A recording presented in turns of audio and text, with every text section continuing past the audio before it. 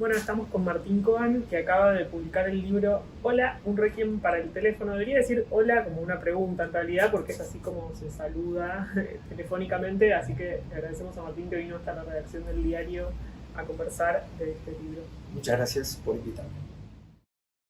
Te quería preguntar, por qué decidiste escribir un requiem, pero para un objeto que no termina de irse del todo. Quería saber, digamos, por qué ir por ese camino igual, digamos, esa especie de despedida de algo que está y no está, o que está de una manera fantasmagórica. Es que, claro, es una gran definición y yo te diría que la respuesta es por eso mismo. Para no practicar un gesto, digamos, de nostalgia absoluta por lo ya perdido, no esa modulación medio tanguera, llegó el caso, Claro. de escribirle a, no sé, la vieja Buenos Aires, el empedrado. Que, bueno, el empedrado podría ser. Claro. No exactamente el gesto de añorar lo que se perdió, sino de despedirse de lo que se está perdiendo.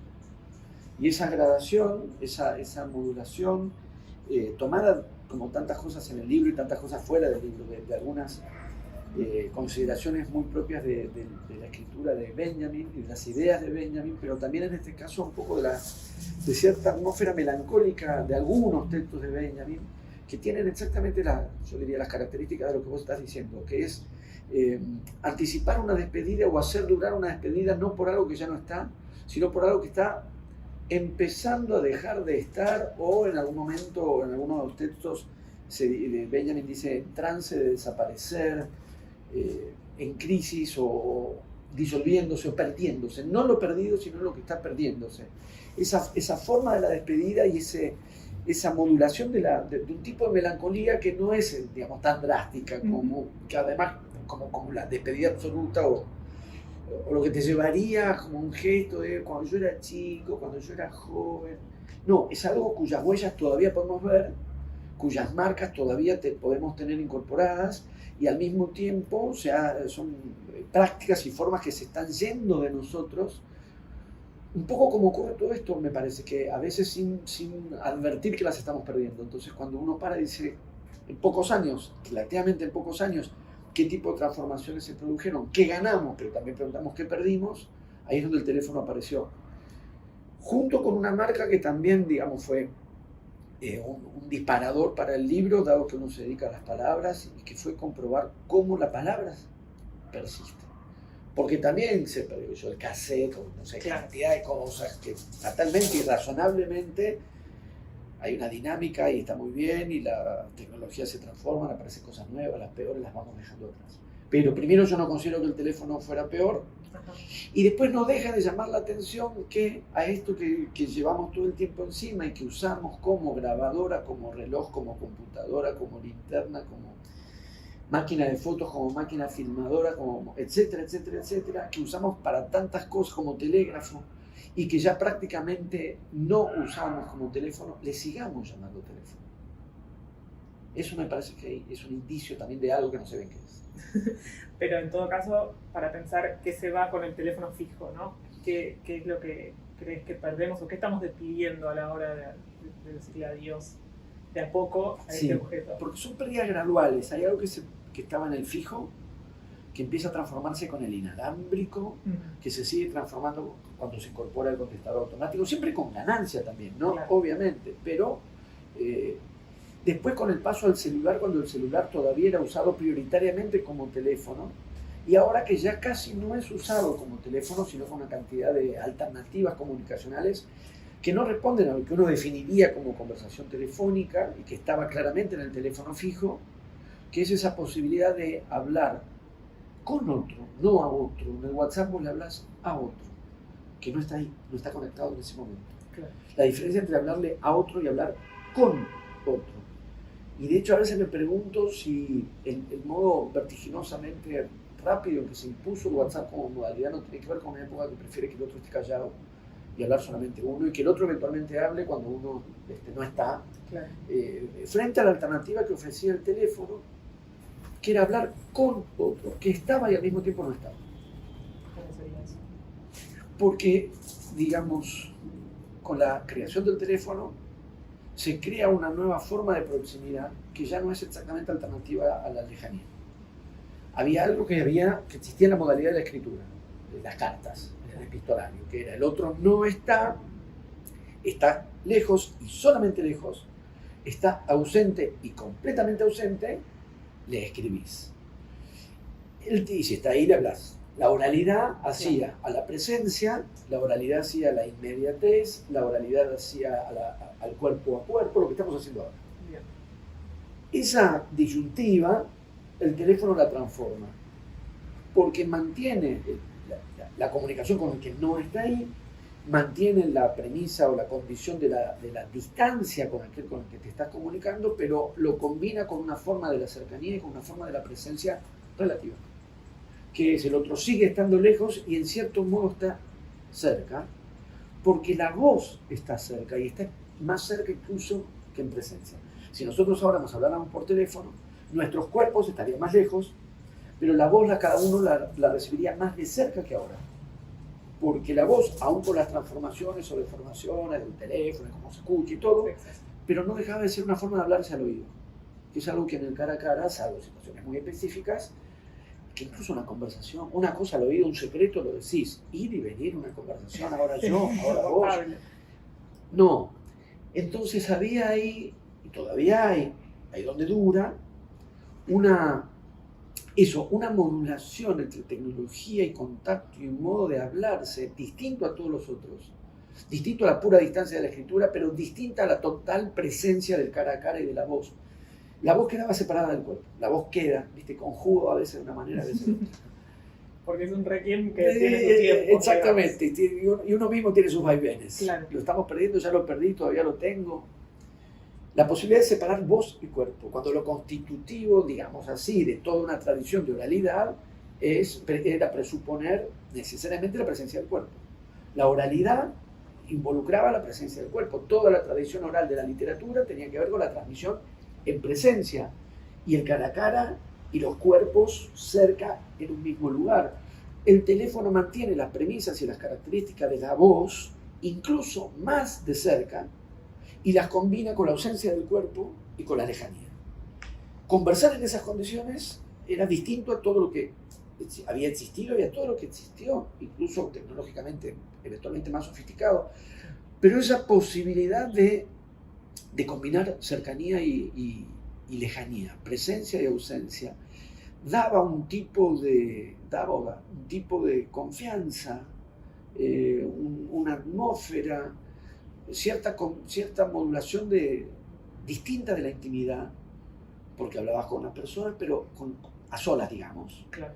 Pero cada uno estaba a solas a la vez. Estabas con el otro en la conexión telefónica, en las voces estás con otro, y al mismo tiempo la escena estás a solas, hablando en el fijo sobre todo. Sí. Después tenemos variaciones, sí, obviamente. Sí, y después el teléfono en una casa donde vivía otra gente. Eso, porque así como decías, bueno, hay como una tendencia a casi, digamos, llamar para no hablar. También pienso en unas escenas que vos rescatás en el libro que tienen que ver con el riesgo. Vos llamás a la casa de alguien y puede no atender ese alguien, puede atender el pariente, el hermano. Hay una conversación que vos no esperás, pero que lo vas a tener que tener para que te pase con el que vos querés hablar. Sí, definitivamente, porque con el teléfono, al alterarse, se altera en el sentido que introduce variaciones, en parte en las relaciones y modulaciones y articulaciones del adentro y del afuera. El teléfono existe, estamos hablando del fijo en las casas. Sí, sí. En el espacio de la interioridad, incluso en el imaginario burgués, que es la escena donde el teléfono aparece, en el sentido también de que se instala en casas burguesas, por definición, cuando aparece, en esa escena de interioridad burguesa que subraya mucho el repliegue de protección de la interioridad burguesa respecto del mundo exterior, de pronto algo exterior estaba adentro. De pronto algo de la afuera podía sonar adentro y aparecer adentro. Por necesidad eso altera, digamos, la distribución y el imaginario de espacios y de experiencias. Y después esa condición que también se fue transformando de no sé quién llama, y sea a qué número llamo, o sea a qué casa llamo, o sea a qué lugar llamo, no sé exactamente a quién, cosa que se altera con el celular, y me parece que el sobresalto de llamar a un celular y que atienda a otro es mayor. Sí, o sea, no existe, no hay posibilidad de que alguien le agarre el teléfono a otro. Es muy raro que eso ocurra, es muy, muy raro, y lo primero que uno piensa es que a la otra persona le pasó algo, Hay un sobresalto ahí. Mientras que antes esta fue una idea que le escuché leí en una entrevista de Pedro Mairal. Y cuando tomé nota de eso, yo venía pensando ya en el teléfono, pero fue una de las observaciones que dije, acá hay un mundo de cosas. Porque al habilitarse otra forma de conversación y por lo tanto de vínculo y una modalidad discursiva nueva, efectivamente hay relaciones sociales nuevas o formas nuevas de relación social, como pasa con todas las tecnologías. Pero en este caso hay una nueva forma de relación social que viene dada por esta nueva tecnología, que es cómo nos hablamos cómo nos hablamos. Pero también esto, Mariano lo había marcado y para mí fue muy revelador y me permitió mucho desplegar algunas variantes que en el libro se despliegan. Que era, claro, vos llamabas a una casa, no te daba equivocar, no marcabas equivocado ni se había ligado. Llamabas a la casa, pero atendía a alguien que no era exactamente la persona que vos llamabas. Y aunque a veces vos podías decirle, pásame a cortar o pásame a cortar, era un poco brusco también que la persona que te atendía, podía ocurrir. Pero también ocurría, y con frecuencia, que la persona que te atendía, que no era el destinatario final del llamado, un poco conversabas. Esa conversación intermedia, ese grado intermedio de sociabilidad, que podía ser con la madre de tu amigo, yo ya mencioné, porque el 80 o 90, a veces pienso que el 100% de mi vida social en la adolescencia provino de atender el teléfono en mi casa y llamaba a las amigas de mi hermana. No solamente. Pero lo que estamos diciendo, las amigas de mi hermana. Entonces, cuando estas personas llegaban, te visitaban, o vos ibas a la casa de tu amigo, esa persona a la que estabas viendo por primera vez y al mismo tiempo ya algo habías hablado, bueno, esa gradación era, armaba ahí algo nuevo, único, distinto, que va cambiando efectivamente cuando uno empieza a saber a quién llama y solamente, llama a uno y solamente a uno, o cuando las tecnologías habilitan también la posibilidad de saber quién te está llamando. Y había ahí un elemento de sorpresa que en principio desaparece. Porque también con el teléfono hay un de repente. Benjamin otra vez, en el texto que le dedica al teléfono, en el libro Infancia en Berlín hacia 1900, dice que habla de cuando instalan el teléfono en su casa en Berlín siendo el chico. Benjamin en 1900 tenía más o menos 8 años. Y dice, cuando llamaba a un amigo de la escuela y el teléfono sonaba en mi casa a la tarde, mis padres despertaban no solamente de la siesta, sino de una época. Un cambio de paradigma así, un cambio de paradigma de esa índole. Bueno, ese cambio de paradigma está cambiando otra vez, pero ahora no como aparición, no como irrupción, sino como declinación, porque había también ahí una forma de lo inesperado que no existía antes, que de repente alguien llame y no se sepa quién. De pronto un llamado y no sabemos de quién. Bueno, todo eso también se ha ido neutralizando, porque ya es raro que no sepamos de quién, porque en principio tenemos los recursos para saber de quién. Porque si nos aparece como número no identificado, ya es una manera de identificar. No sabemos quién, pero sabemos que es un no identificado. Y porque la tendencia tecnológica es a que nada nos ocurra de repente, que nada ocurra sin preaviso. Sin riesgo. Sin riesgo, sin sorpresa. Lo cual también es un dato de este languidecimiento del lugar social del teléfono, porque en la vida, digamos, todos hemos tenido sorpresas muy gratas que habríamos preferido no tener, pero en principio también tenemos sorpresas muy felices que disfrutamos por su carácter de sorpresa. Entonces, un estado de prevención y de anticipación y de alerta generalizada, donde todo parece haberse llenado de prescripciones y de instructivos y de protocolo para que nunca pase nada, que no sepamos de antemano que va a pasar, no me parece una buena señal como signo de los tiempos, y las transformaciones del teléfono tienen que ver también con eso. ¿Viste que no te llaman? No, te avisan en todo caso, mira, te puedo llamar o algo así, ¿no? Como que hay un preaviso. Hay un preaviso como si fuera, me encontré diciendo varias veces en estos días, una invasión. Es lo que está haciendo Putin en Ucrania. Esto otro es un llamado telefónico, porque te dicen, no te quería invadir. Bueno, viste, qué sé yo, mantengamos las proporciones. Claro. Es un llamado telefónico. Sí, además me llamas a las 5 de la mañana, un horario un poco raro. Claro, pero eso es como en la vida, digamos, qué sé yo, hay cosas que no hace, tampoco le hablas si vivís con alguien y te despertaste a las 5 de la mañana, tampoco le hablás, porque son las 5, está durmiendo, no sé, eso no es culpa del teléfono, digamos. Son convenciones, por así decir. ¿qué tipo de condición de presurización aséptica imagina cada uno respecto de sí mismo para sentir que algo que no es ni más ni menos que una llamada telefónica a las 4 de la tarde o a las 8 de la noche, no a las 2 de la mañana, para sentir que eso es una invasión? Y que en tanto que invasión, para que no sea una invasión, debe ser avisada, consensuada, acordada. A mí en lo personal me resulta mucho más fatigoso tener que establecer, a ver a qué hora me llaman, mira, llámame, si no entiendo que no puedo, y me tendrás que llamar vos en otro momento. ¿Cómo es que estas ganas tuyas o intención tuya de llamarme se ha convertido en un asunto que me tengo que hacer cargo también yo? Y otra agenda, horarios, llámame. Si no atiendo, es que no puedo, me llamarás en otro momento, o no sé, verás. De pronto hay como, no quiero exagerar, pero un poquito se dramatizó eso. Y me parece que se dramatizó porque se dramatizaron todas las escenas en la vida en la que algo puede ocurrir sin que lo esperáramos, como si todo imprevisto fuese de por sí una desgracia. Algunos lo son, pero otros no. Y estamos sacrificando todos. Claro.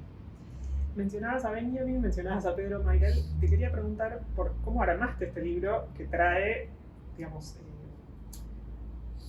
fragmentariamente, porque está escrito en fragmentos, escenas muy diversas, porque aparecen estos autores, aparece Manuel Puig, aparece Borges, pero también Rafaela Carrà, de Rensis y las bromas, o mejor dicho, los insultos que le hacían por televisión, digo, como esto de la cultura de masas y tus lecturas. ¿Cómo fuiste tramando esto?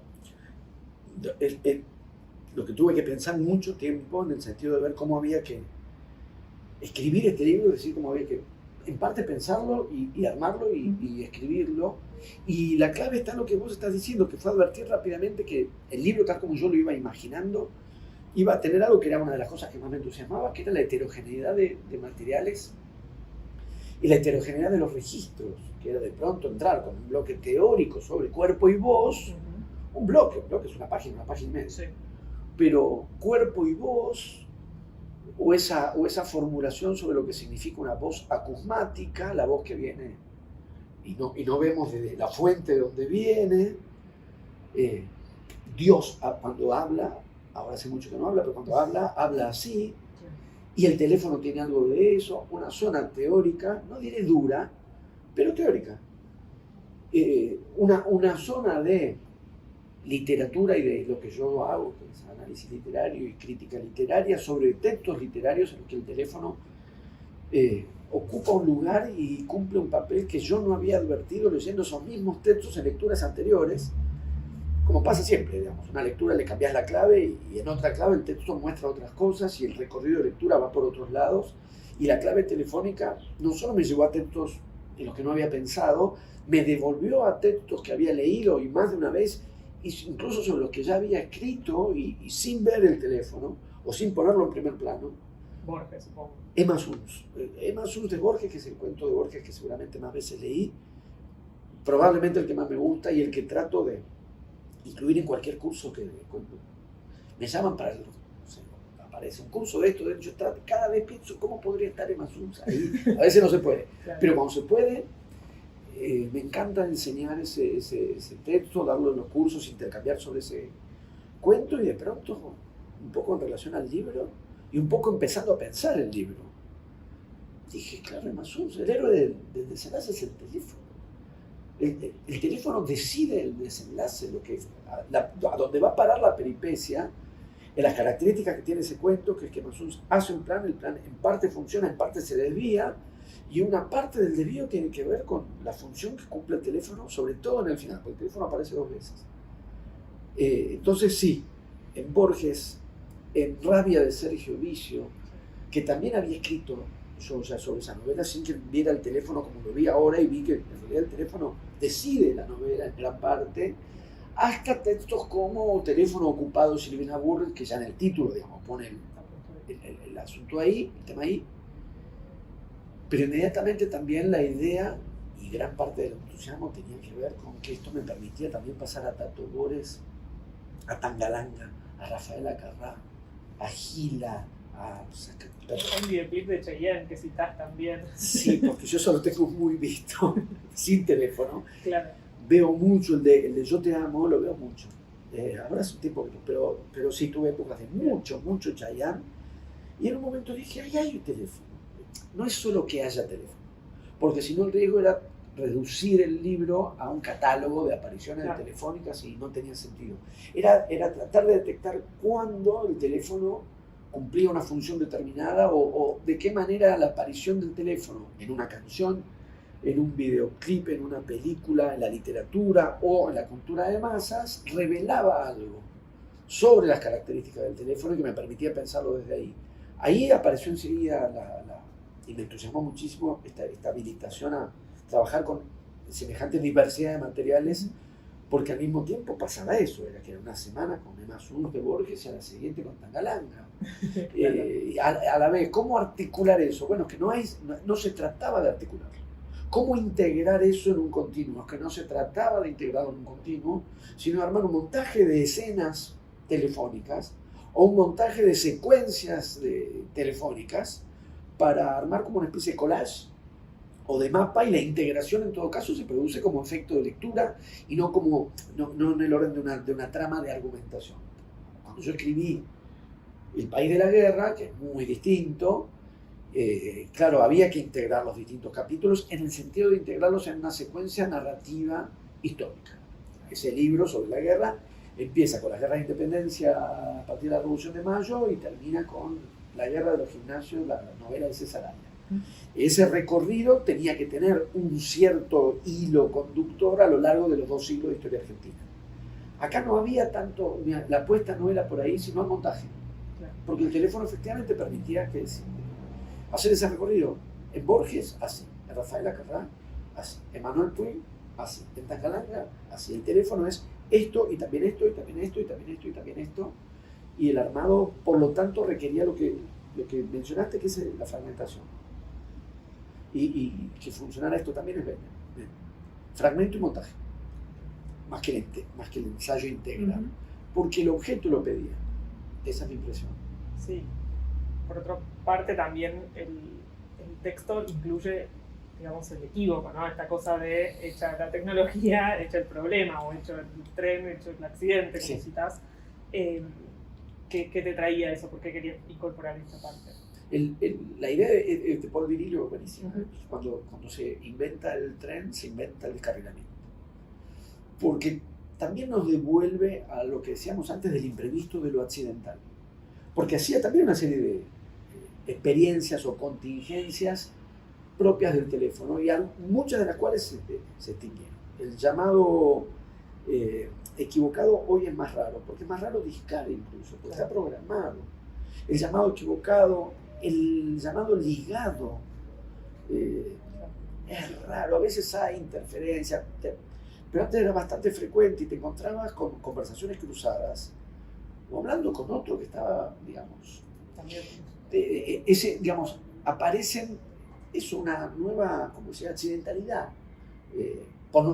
Hay como grados, porque por un lado hay como un imaginario con el celular, eso está en el video de Chayanne, que es, no atiende, le pasó algo. Antes era, alguien no atiende, era que no estaba en la casa. Como ahora ya no es estar en la casa, entonces, ¿qué le pasa que no atiende? Una vez, 2, 3, después ya aparece pensé que te había pasado algo. Pero después está el accidente propiamente telefónico. El equivocado, el ligado era rarísimo, porque si ya la conversación telefónica con la voz acusmática, aprendí eso y lo repito, tenía un sesgo, esto aparece en Proust, en Busca del tiempo perdido, que es ese sesgo fantasmal, sobre todo para los que, como Proust, como Benjamin, generacionalmente vivenciaron en la infancia la aparición de este nuevo aparato. La percepción de que había algo ahí fantasmal, que las voces aparecían como aparecen en las sesiones de espiritismo.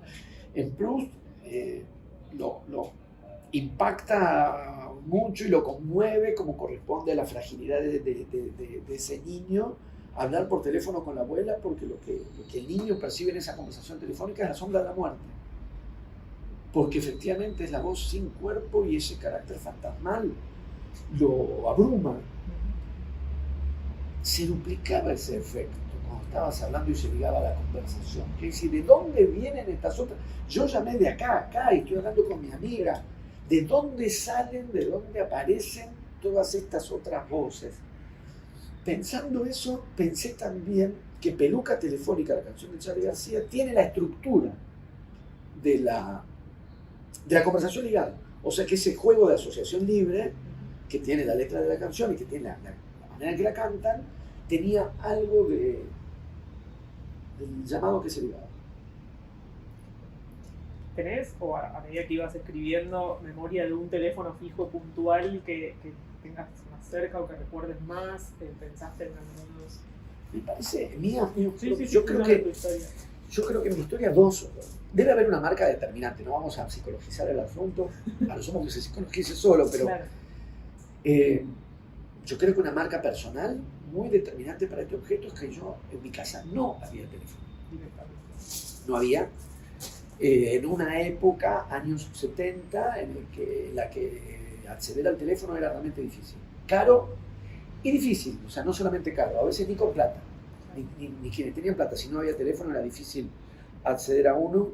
En mi casa no había plata ni teléfono, o sea, teníamos un doble problema. Hasta los 15 años que nos mudamos a un departamento donde había teléfono, para mí la falta suponía una relación fuerte con una variable que tiene un lugar fuerte en el libro, que era el teléfono público. La dependencia del teléfono público. Encima yo vivía en un barrio donde tampoco abundaban ni siquiera los teléfonos públicos. Estaba el de la farmacia de 11 de septiembre y Manuela Pedraza, que para mi consternación pasé el otro día, y ya no es una farmacia, ¿cómo puede ser que las cosas cambien así? Una cruz, una carnicería. Había un público en Libertador, había Libertador, y eso me abrió mi propio recuerdo, digamos, toda una serie de variables que había que tener con fines específicos. Después, con la privatización, apareció la alternativa de tener tarjetas telefónicas o la moneda. Te tomaba la moneda de 25 centavos. Antes te quedabas sin papeles, incluso te quedabas sin papeles durante la llamada. Y si la llamada era importante, estabas hablando de una cuestión que te importaba especialmente, se iba a cortar, y ya no ibas a poder llamar, y ya no había dónde comprar, el kiosco cerró, no había forma.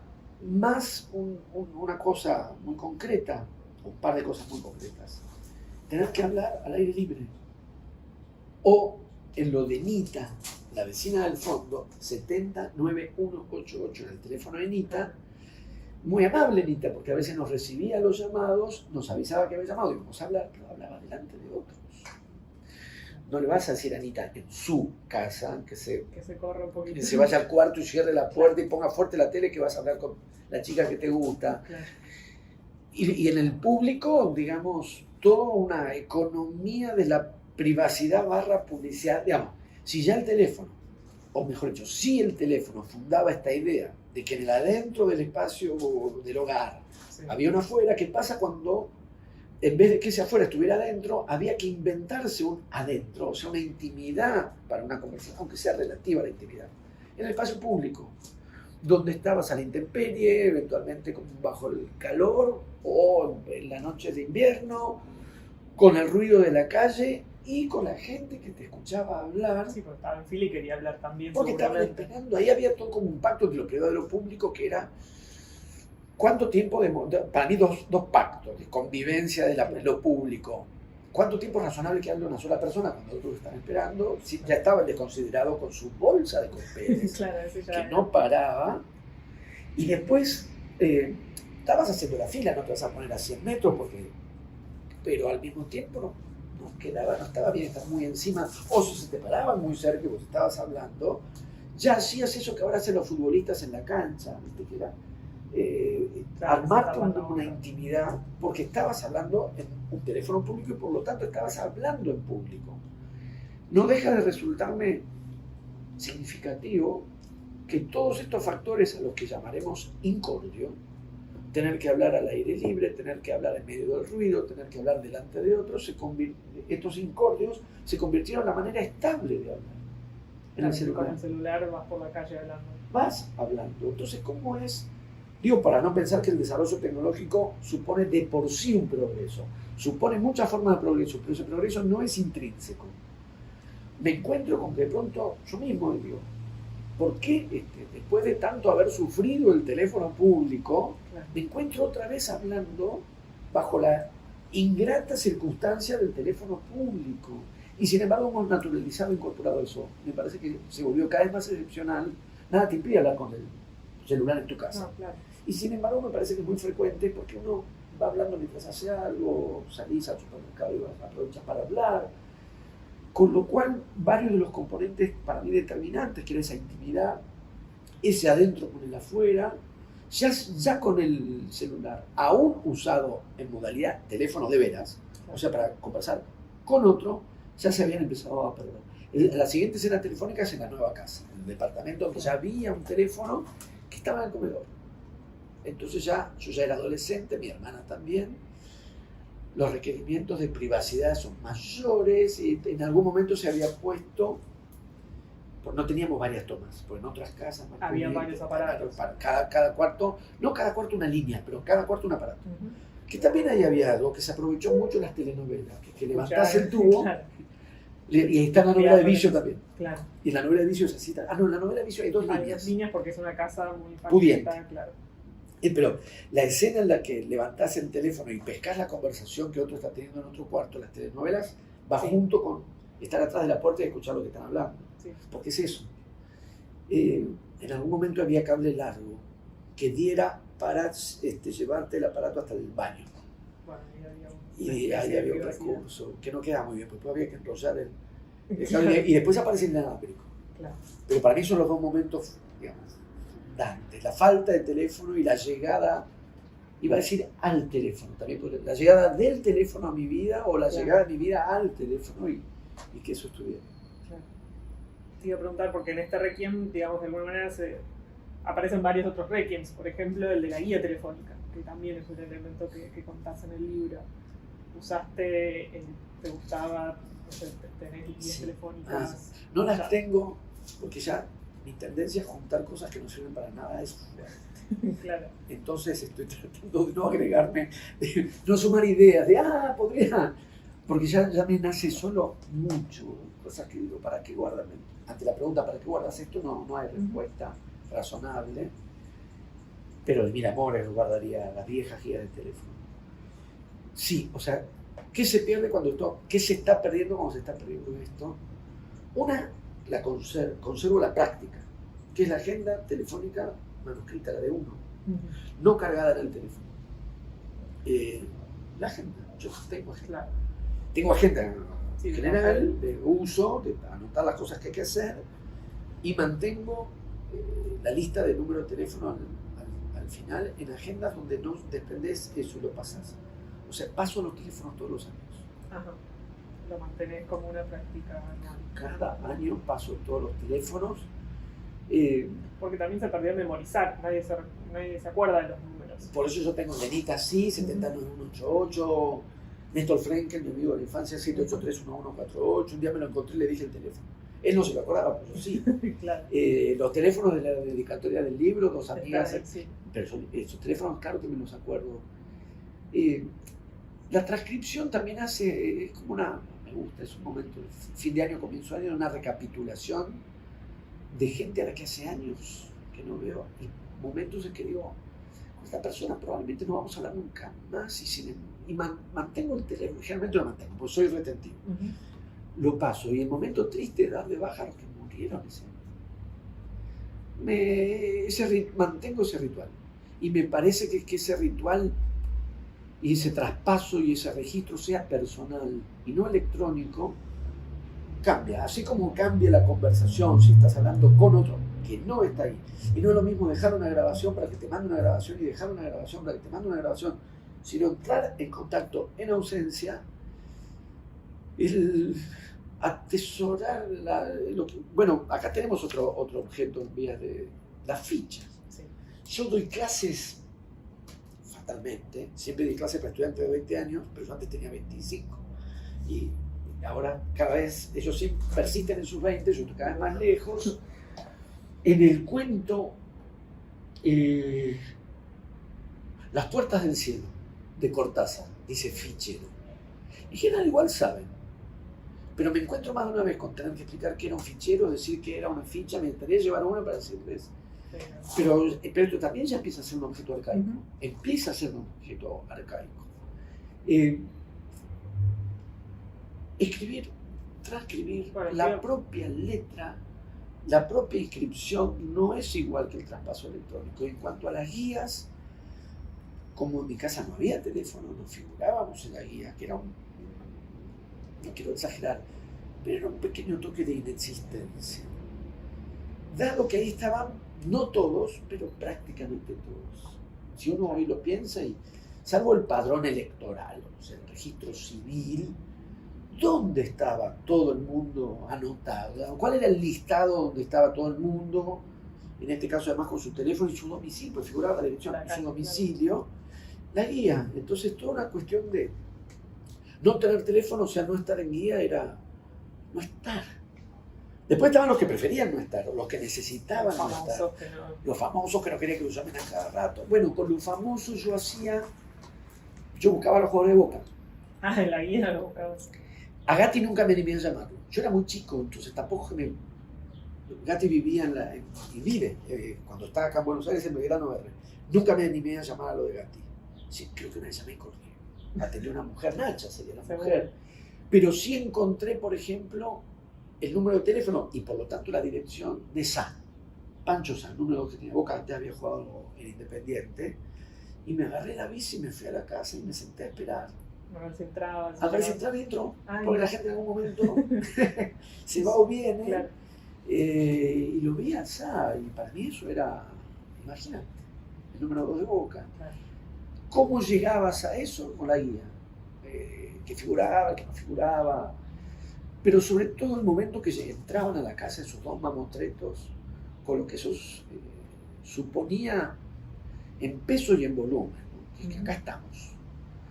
Que eso no exista más, algo indica, una cierta volatilidad de registro me parece que indica. Quería retomar un segundo, no tiene exactamente que ver con el libro, pero sí esto de la escritura a mano, que también merecería, o la virome tal vez merezca otra requiem, digamos. Sí, la escritura a mano. Podría ser, y eso es lo que a vos te caracteriza, porque vos escribís. Pero vos también. Sí, también. Lo que pasa es que, bueno, trabajando en medios, en lugares que requieren de la tecnología, pero bueno, tiene que ver un poco con el libro, porque finalmente estamos hablando de tecnologías.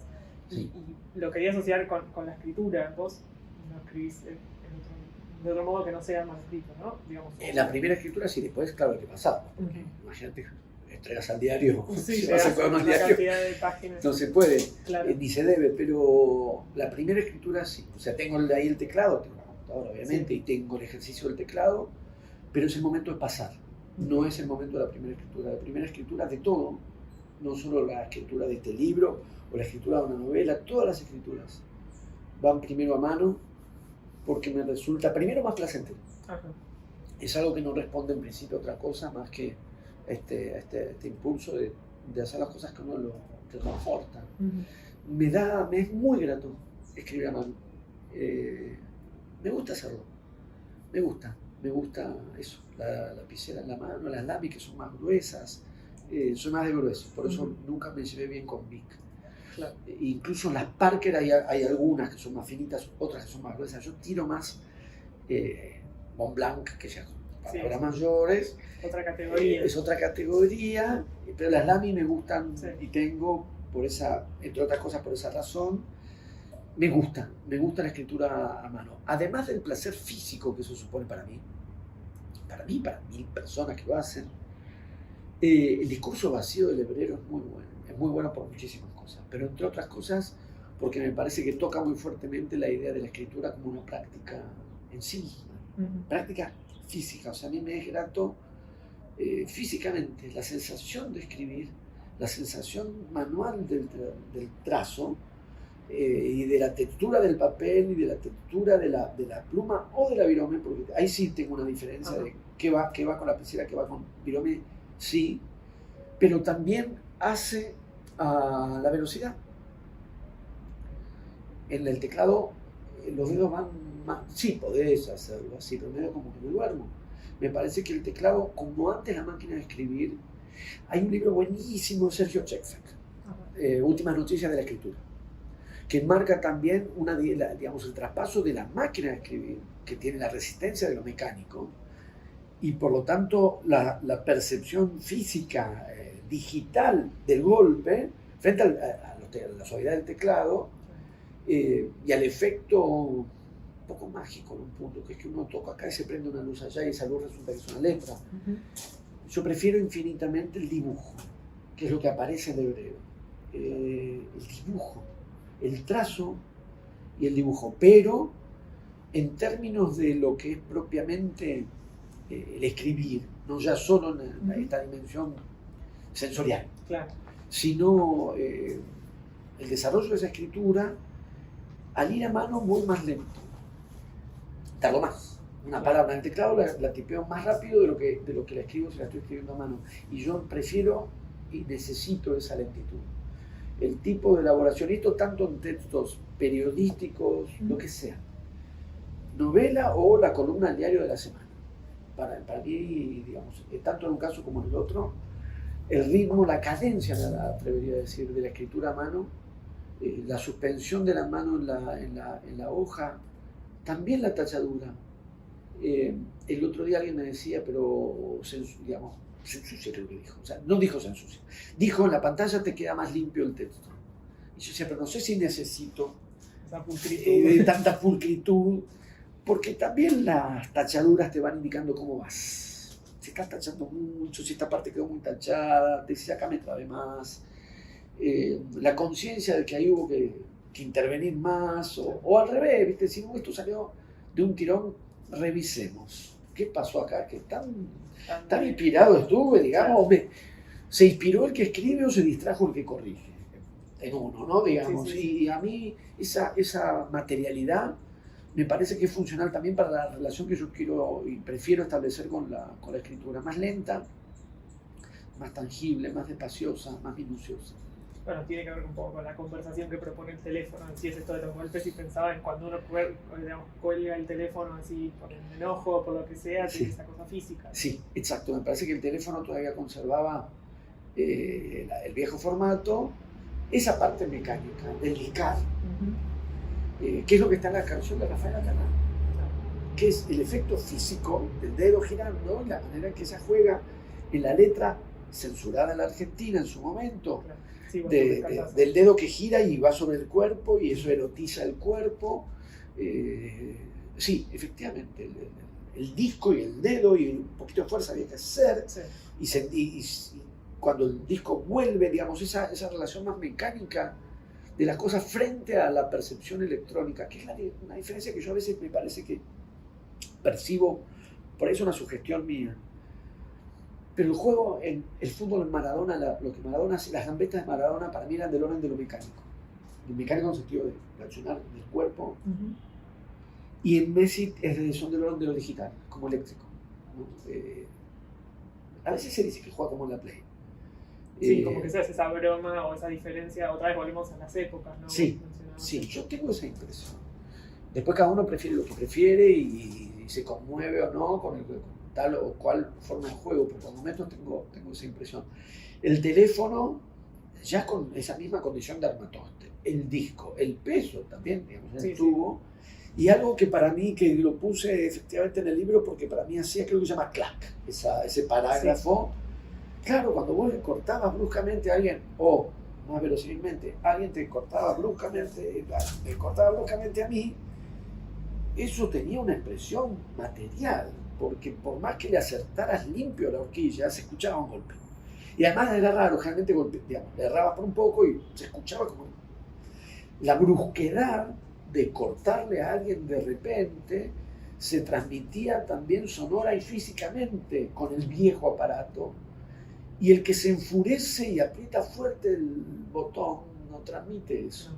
No hay al otro no le llega. No, para el otro. Sí. Incluso el hecho, porque yo a veces también puesto a melancolizarse y echar de menos el ocupado, que habría que preguntarle ahora a alguien de 15 años, probablemente hacerle escuchar eso y decirle esto a qué corresponde, y probablemente ya a nada, porque había algo. Si contaba el que te había llamado, empezaba a sonar el ocupado, que ya no existe más. Claro. Si se cortaba la comunicación te aparecía el ocupado y a veces ahora se corta por algún motivo y te quedas hablando. Sí. Y yo, que lamentablemente como estás sufriendo vos ahora mismo, puedo hablar solo un buen trecho. Me he quedado explicando algo, incluso en algún momento muy triste, decir, qué suerte que ahora me está escuchando. Nunca me quiere escuchar y ahora está en silencio escuchándome. Yo creo que ahora las cosas van a ir mejor. Y no me estaba escuchando, se había cortado. Antes había un aviso tecnológico. Sí, sonoro, muy concreto. Sonoro, muy concreto, que decía esto, se cortó. Ahora eso no está, quedas en un silencio que parece respeto. Esto parece disposición de escuchar. Me temo que es todo lo contrario. Con lo cual, como todo, ganancia, pérdida, cuando uno entra un poco en trance melancólico, escribe más sobre lo que se pierde. Pero, digamos, para no ponerlo tan definitivo, se está perdiendo, ¿no? Se está perdiendo, exactamente, se está perdiendo. A mí esa forma de la despedida, que es como la más genuina. Sí, te puedes quedar haciéndole chavo al barco que ya se perdió en el horizonte. Pero es un gesto un poco inmanente, algo que se está yendo. La despedida en rigor es eso. Ni está ni se fue. Nos despedimos porque se está yendo, no sabemos lo que va a pasar. Pero hoy por hoy, el teléfono en el sentido que estamos definiendo y la conversación telefónica en el sentido que estamos definiendo, se está yendo. Después nunca se sabe, parece que hay una vuelta, viste, siempre hay revival. Sí, bueno, el cassette lo mencionabas antes y cada tanto hay bandas nuevas que dicen, bueno, vamos a sacar un cassette o todo el boom de los vinilos. Con el vinilo, viste, uno no sabe bien si es una treta de las discográficas. Siempre. Porque en digital ya había perdido, entonces habría que hablar con los ingenieros de sonido. Mi familia política estaba llena de ingenieros de sonido. Después de haber establecido fehacientemente que se escuchaba mejor en el CD, ahora lo revisan y descubren que en realidad se escucha mucho mejor, no tanto. Y en realidad el cuerpo y la sonoridad del vinilo son cosas distintas y siendo distintas, perfectamente verosímil, digamos, que alguien prefiera la sonoridad del vinilo. El cassette solo puede ser por nostalgia. Se estiraba la cinta, se empezaba a escuchar mal, se deteriora, la calidad sonora era inferior ya en la primera pasada, y aún así el cassette vuelve, porque vuelve como a veces alguien quiere que vuelva lo que se perdió. Con el teléfono parece ser, no ya el de línea, el viejo celular, el que servía para hablar. Claro, No para... No inteligente. Sí, el teléfono tonto, digamos, sí. Porque los de ahora para mí me hacen pensar en las Victorinox. Claro. Plumas, sacacorcho, lima de uñas, no sé, a veces digo, no, una navaja necesitaríamos, nada, no. Solo que en este caso la función primordial no está más, o está relegada. Parece ser que estuve en un negocio, afuera, estábamos de viaje por laburo, no sé qué. Porque yo el que tengo es una remake, porque también tenés la remake, que es como Fiat que vuelve a sacar una variante y Volkswagen vuelve a sacar el escarabajo actualizado. Este es el viejo diseño, un teléfono actual. Grande, claro. Es más grande, es más pesado. Es una cita, claramente. O sea, es una cita de aquel otro teléfono. Claro. Pero parece que se están volviendo a hacer los viejos. Encuentro un negocio, cajas nuevas. Me compré uno para cuando decepcione, porque son difíciles. Sí, está fácil de conseguir. Lo vi, dije, uy, vamos a aprovechar. No, claro, obviamente estaba barato. No me acuerdo quiénes son, el iPhone había salido creo que el 14. Sí. Imagínate, esto estaba un dinero relativamente escaso. Entonces, charlando, porque estos temas me interesan, le pregunté cómo era que le habían quedado, qué remanente era tantos años, porque tenía varias cajas. Me dice, se están fabricando otra vez. Y agregó, vendo 15 por semana. Agregó igual una cosa más que fue todos a personas ancianas. Dijo a mí. Para ese dato no sé si lo necesitamos. Bueno, no, claro.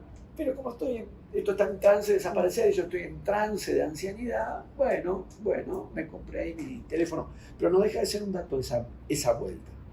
Porque no es como la del cassette que solamente por añoranza. Sí, un gesto y ya. No, evidentemente hay alguien, hay más de alguien, hay varios que están queriendo tener algo que les sirva para hablar por teléfono y no, por ejemplo, para estar conectados a internet full time. Que me parece que eso también es un cambio existencial que para muchos será un progreso invalorable y para otros, depende de la vida que cada uno tenga y a qué se dedique y cómo le gusta vivir, para mí no es deseable estar yo todo el tiempo conectado a internet. Entonces, tener con vos un aparato, si la tendencia fuera a que todo vaya hacia el nuevo aparato y la única manera de tener un teléfono, por eso tengo este y por eso me procuré este otro, ya con estos 20 años tiramos. Porque si en algún momento la única manera es tener uno que también tiene conexión a internet, claro que vos podés no usarlo, pero ya tenés ahí un anzuelo. Estoy atento a dos cosas, a eso y a la caja automática en los autos. Eso no voy a manejar más el día. A mí me gusta mucho manejar. Sí. Pero así como me gusta mucho escribir a mano, porque hay un placer físico en escribir a mano, me gusta hacer los cambios. No los cambios de eso, que lo agarrar distinto y son una para arrancar, una para... Me gusta hacer los cambios. Si llegáramos a algún momento en que la única manera de manejar es con caja automática, me retiraré. Se supone que todo va hacia eso, pero no te quiero asustar. Son las ventajas de estar ya grande. Que desde acá hasta 30 años, digamos, 30 no para morirme, pero para manejar, todavía se va a conseguir algún Volkswagen con caja. Como tu teléfono que conseguiste hace muy poquito. Claro. Alguien fabricará los viejos, pequeños, como esto, se volverá a ser el que tenía caja. Porque todo depende de cómo le gusta a cada uno, obviamente. A mí nos gusta escribir a mano, no queremos perder eso. Yo no querría perder lo que se siente cuando metes la cuarta, sobre todo. Como yo aprendí a manejar con caja de cuarta y no de quinta, la quinta que va para adelante y te exige la cuarta, que es más drástica y más categórica, y todavía lo tengo incorporado el viejo Torino de mi papá, que era el momento de plenitud, que llegaste, claro, todo. No quisiera manejar sin eso. Y no quiero estar todo el tiempo conectado. El que quiere, ahí va. Yo no quiero estar todo el tiempo conectado a internet. Prefiero no estar todo el tiempo conectado a internet y calibrar, dosificar cuándo, cómo, cuánto. Por una razón muy simple, que es que no es que no me interese, que me interesa demasiado.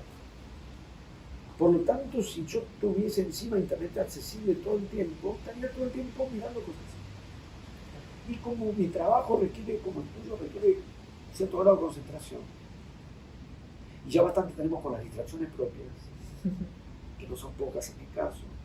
Le sumamos al mismo tiempo un aparato donde, qué sé yo, me va a decir, están jugando tal y cual y puedo mirar cómo va. O jugaron ayer, no vi los goles en este partido, pero si entras a Promiedos y vas a la página de ayer, pones en el cosito abajo y ves los goles. Pasé bien el día. Más de lo que paso, que ya es mucho, pero el mucho que paso lo paso claramente por decisión propia. ¿No? Prefiero elegir cuándo estoy conectado y cuándo no, y no quisiera que el teléfono, que todavía llaman teléfono, decida eso por mí. Así ando. Bueno, te agradezco mucho, Martín, por esta conversación. Yo te agradezco muchísimo. Gracias.